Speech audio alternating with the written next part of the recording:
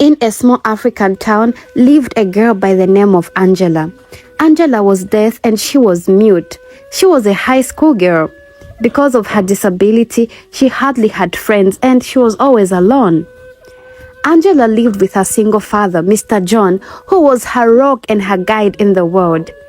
John was a hard-working farmer who loved his daughter dearly. He spent his days tending to his fields, and in his evenings, he was telling Angela stories of the world beyond their village. One fateful day, tragedy struck. John fell ill suddenly, and despite the doctor's efforts to save him, he passed away, leaving Angela heartbroken and all alone. The loss of her father was a heavy burden for Angela, who could hardly fathom a life without his comforting presence and guiding voice. After her father's death, upon hearing the news, Angela's grandmother, Nana, traveled from her village to take Angela in. Her grandmother's family had been taking care of Angela since then. Her new sister from her grandmother's side, Bridget, was not accustomed to having a sister and hated Angela for no reason. Both girls were enrolled in the same school. Of course, Bridget was not okay with the idea, but she had no choice. Angela was the social outcast, while Bridget was one of the popular girls. Angela's school life was far from easy. The most popular girls, Bridget, of course, harbored a deep resentment toward Angela. Bridget was used to being the center of attention, admired for her beauty and social status. She couldn't understand why Angela, despite her being deaf, received so much admiration and respect from her peers and teachers. Bridget's jealousy turned into cruelty. She began to bully Angela, spreading hurtful rumors and mocking her blindness. She would trip Angela in the hallways, hide her belongings, and make snide comments about her disability. Bridget's friends, eager to stay in her good graces, joined in the bullying, making Angela's school days a constant struggle. One day, as Angela was walking in the hallway, Bridget and her group of mean cheerleaders decided to make fun of Angela's disability. The school's guidance teacher saw this and he asked Angela to join her for lunch.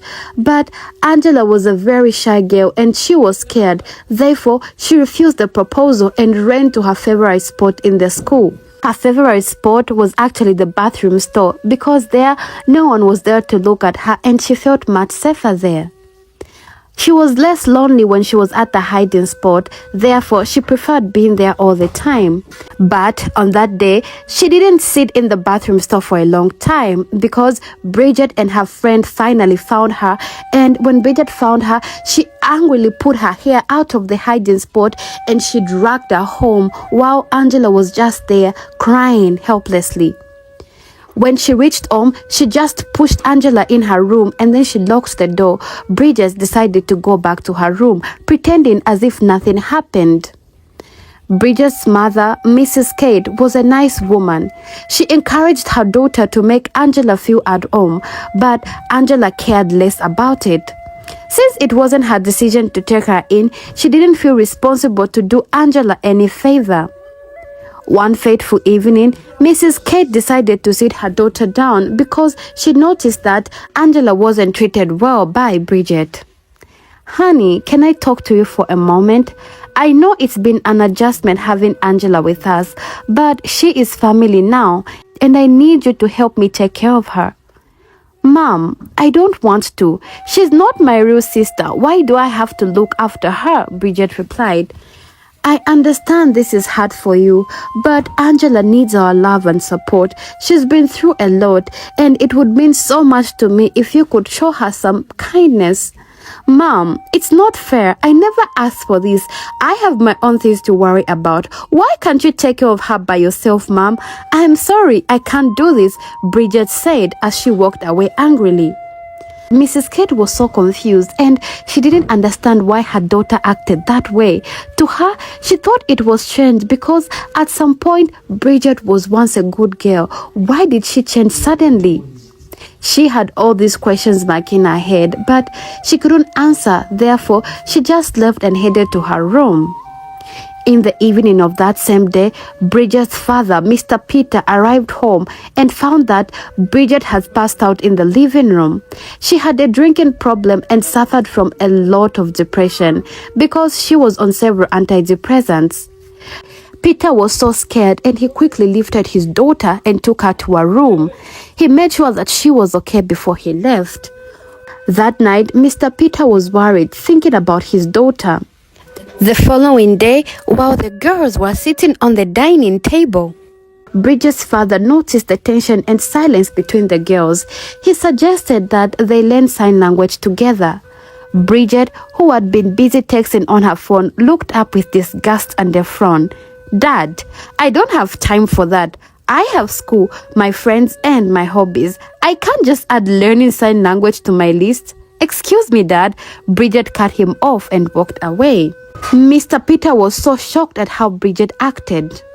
The following day, during lunch, Bridget and her friends were gossiping as usual.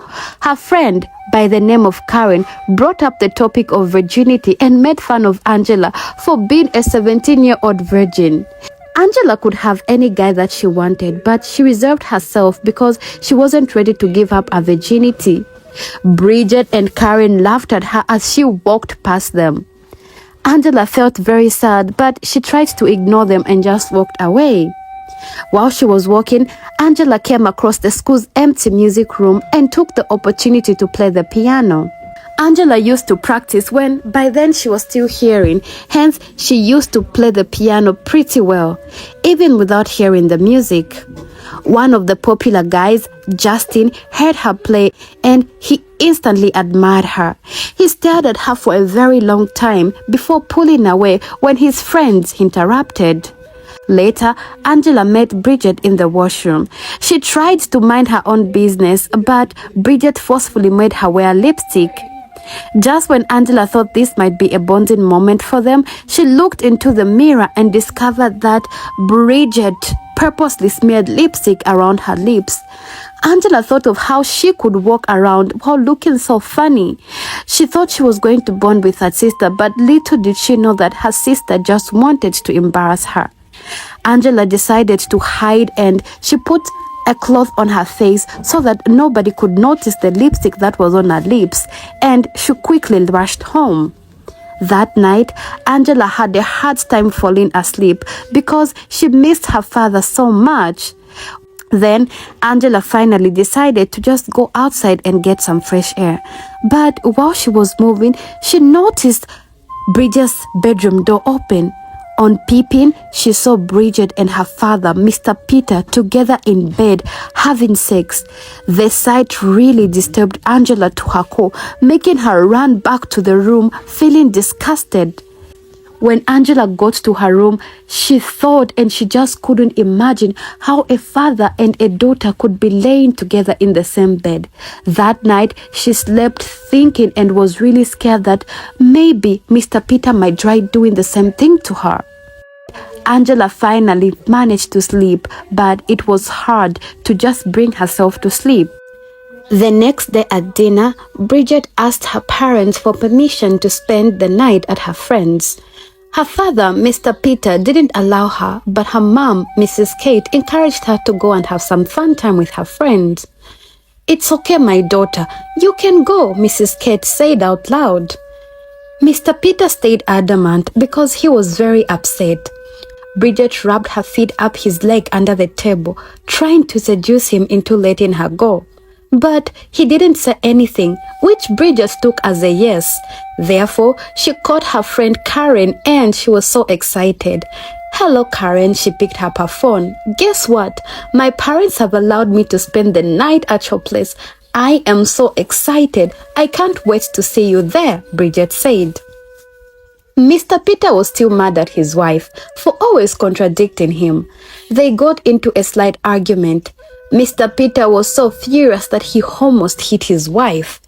To control his temper, he walked away. Mr. Peter walked away. When Mrs. Kate was alone, Angela handed her a note asking if she could go to the movies. Of course, Angela was also allowed to go to the movies. Mr. Peter offered to drive Angela there. Angela was so scared, but she agreed even though she was uncomfortable. But little did Angela know that Bridget was also going to the same place as she was going. But Bridget just decided to lie that she was going to her friends, but she was really going to the movies as well. The movie hall was empty except for Bridget and her squad in the middle row. Angela was also there. The cute guy from school, Justin, saw that Angela was sitting alone and he wanted to approach her, but the other guy stopped him. Throughout the movie, Angela was all alone while Bridget looked at her and she felt kind of sad that Angela was just there, seated alone. But Bridget, she was a cool girl, and cool girls don't feel sad for other people.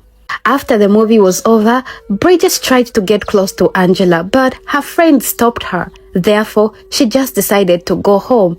Angela also took her leave and went home. That night, Angela stayed awake the whole night, thinking about her last encounter with Bridget. Angela, to some extent, thought Bridget wanted to be a nice girl, at least for once, but her friend stopped her. Suddenly, while Angela was thinking, she noticed Mr. Peter going downstairs and immediately she pretended to be asleep. Mr. Peter entered into Angela's room and Angela just pretended to be sleeping. He stroked her hair and caught himself sick. He seemed to know what he was doing with his daughter was wrong, but he could not stop after coming this far. Mr. Peter agreed to take Angela in, thinking that her presence might stop him from going into Bridget's room, but it clearly didn't. Therefore, after standing for a little while and looking at Angela sleeping there helplessly, Mr. Peter just decided to go back to his room.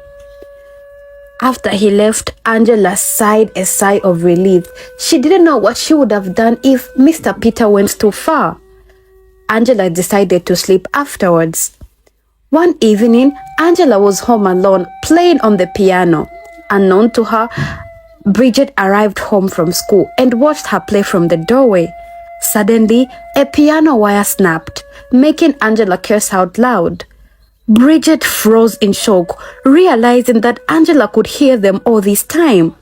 The house was quiet and Bridget decided to eavesdrop from the hallway. She heard Angela humming softly, perfectly in tune with the notes she played. Bridget's heart raced. Angela's humming was a clear indication that she could hear the music she was creating. Therefore, Bridget pretended to have just gotten home and didn't call her out of the lie. The next day at lunch, Bridget sat with Angela for the very first time.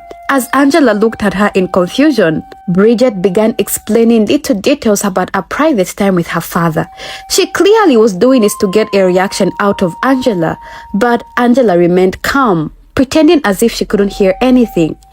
My father makes me feel like a woman, but why do I still feel guilty while having encounters with him? I don't want to do this anymore, Bridget said it out loud, intentionally. Before leaving, she also claimed that she was going to use her friend's gun to kill Mr. Peter at night. Angela still didn't give her the reaction she wanted, but deep down, Angela was afraid that Bridget might be telling the truth and she might just kill her father. To get her mind off Bridget, Angela decided to escape the school's music room to clear her mind. As she sat at the piano, her fingers danced gracefully over the keys, creating a beautiful and haunting melody.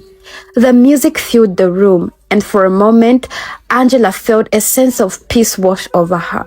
She closed her eyes and let the notes carry her away from the worries.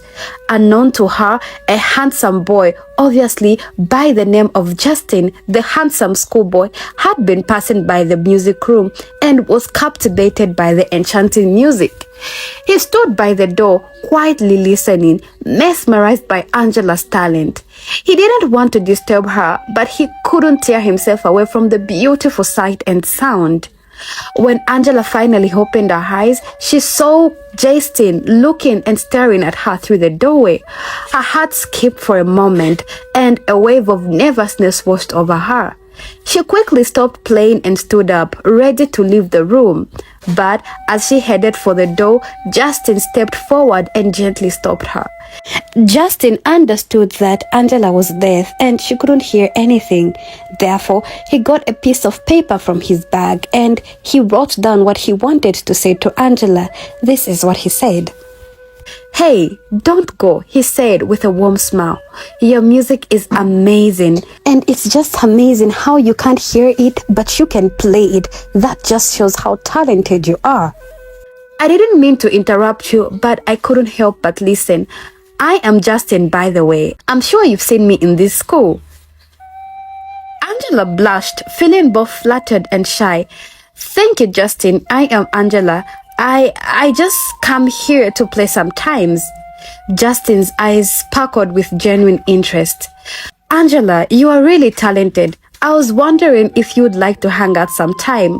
Maybe we could work out on a lab report together. I know it sounds like a boring date, but it could be fun."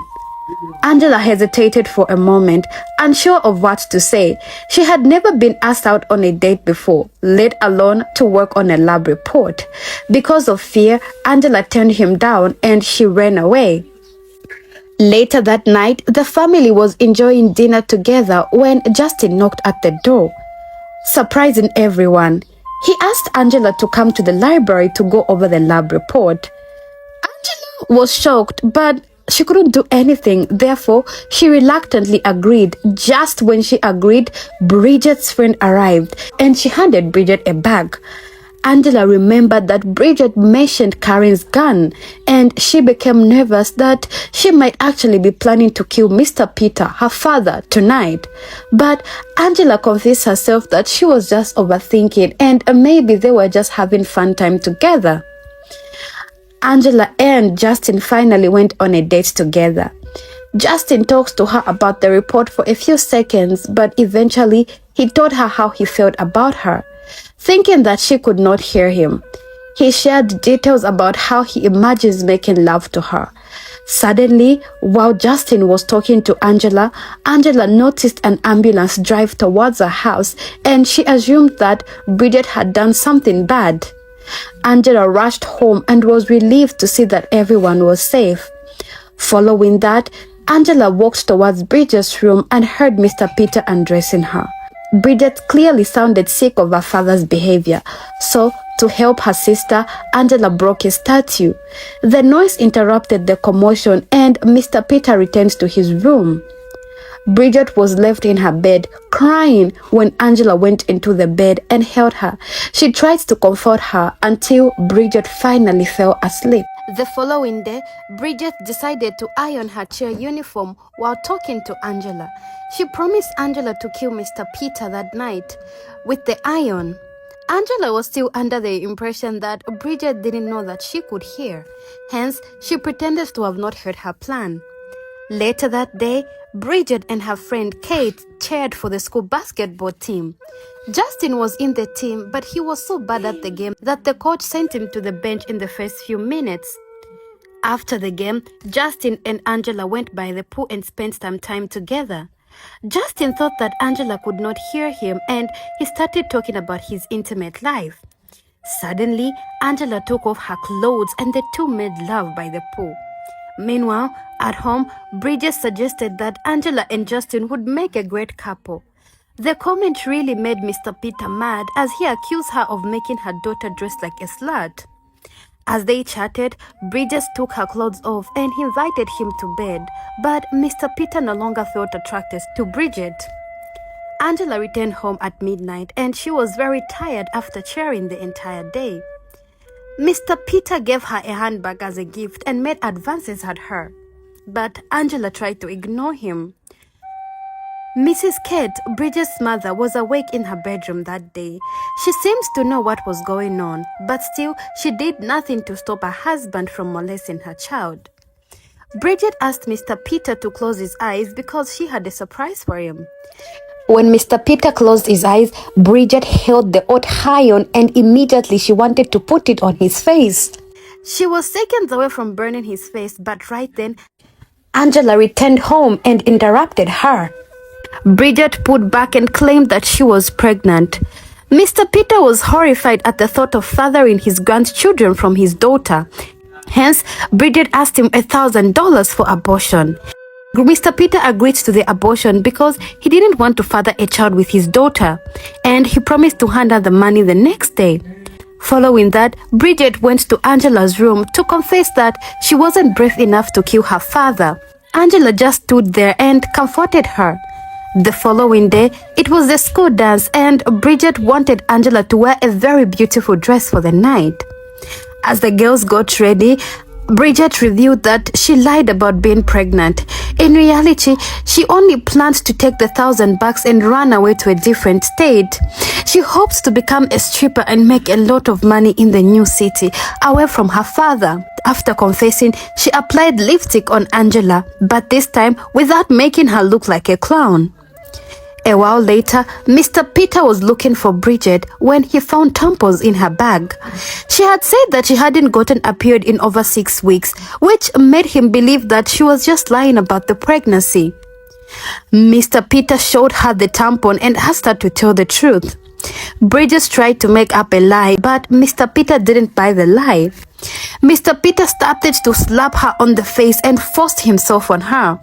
Mrs. Kate heard the noise and commotion, and she also heard her daughter crying in pain, but she did nothing and she just sat in her room. Angela also heard the crying and screaming. Angela immediately stopped playing the piano. She ripped out a piano wire and she walked straight to the bedroom where Mrs. Peter and Bridget were. When Mr. Peter was busy trying to force himself on Bridget, Angela strangled him with the wire while screaming at him to leave Bridget alone. A few minutes later, she stopped and he fell on the ground and died. Bridget was in shock. She cursed Angela for killing her father. When Mrs. Kate said that, she also came downstairs. Mrs. Kate was more shocked about Angela knowing how to speak than her husband being dead. While the commotion was still going on, Karen, Bridget's friend, rang the doorbell to pick them up for the school dance. The girls quickly changed their clothes and kept the body inside a bag. After that, they took the bag and went to school to make it seem like everything was normal. Angela danced with Justin, but she was too distracted to pay attention to him. She took her backpack and she went to hide in the bathroom as usual, waiting for the party to be over. Meanwhile, at home, Mrs. Kate was in the bedroom, staring at Mr. Peter's dead body with an expressionless face. She had fallen out of love with him a very long time ago. The only thing she regretted was not being brave enough to save her only daughter from a monster like him. Meanwhile, at school, Justin tried to call Angela's name as he saw Angela leaving the party.